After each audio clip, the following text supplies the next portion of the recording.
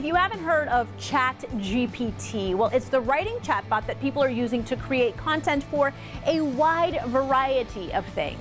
And while some say it's the greatest new thing to hit the tech scene, others can't help but think of all those sci-fi movies where AI creeps into our lives, steals our jobs, and overthrows our civilization. Yeah, well, one thing's for sure, a lot of people are talking about it and using it. So you can draw your own conclusions. We're looking at ChatGPT, how it works and how it can work for you. And that's our featured story at the top of the list.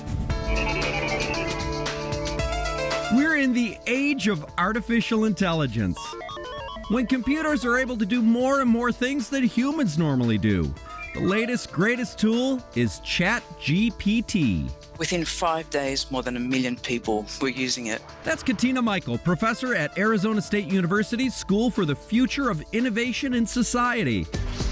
First, she explains, what is ChatGPT? ChatGPT stands for Chat Generative Pre-trained Transformer. That's a mouthful. What does it mean? So if I break down this big convoluted term, it's an artificial intelligence chatbot. A chatbot is a computer program that you type questions or commands into, and it gives you really well-written conversational answers. You write something and it responds to you as if it was a human. It's an advanced version of Siri and Alexa, for example. I'd call it on steroids. To use it, Google ChatGPT or log on to the website openai.com.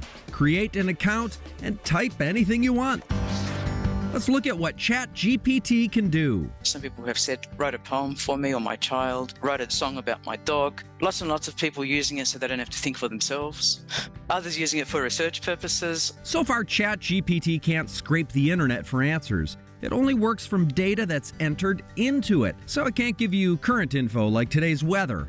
Yet. We have ChatGPT allowing us to summarize dense information in legal proceedings. It may also allow us to use it as an aid to enhance our learning and our writing. It writes jokes, it solves complex math problems. It can also help you write a resume and land a job. Prepare for a job interview and the possibilities of many different responses, not just from the same old, same old. So what you're doing is you're tapping into what I would call a collective brain, that hive mind we've always envisaged 30, 40 years ago and written about in science fiction.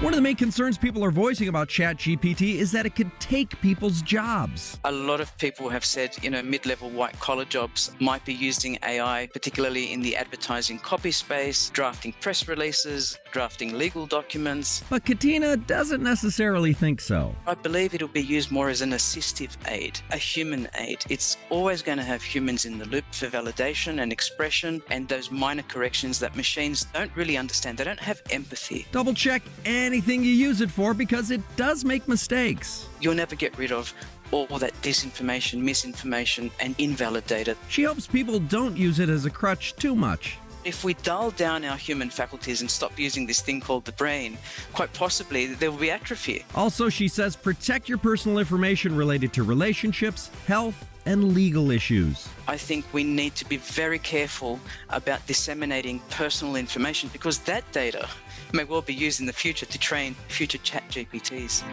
ChatGPT, AI at your fingertips, at the top of the list.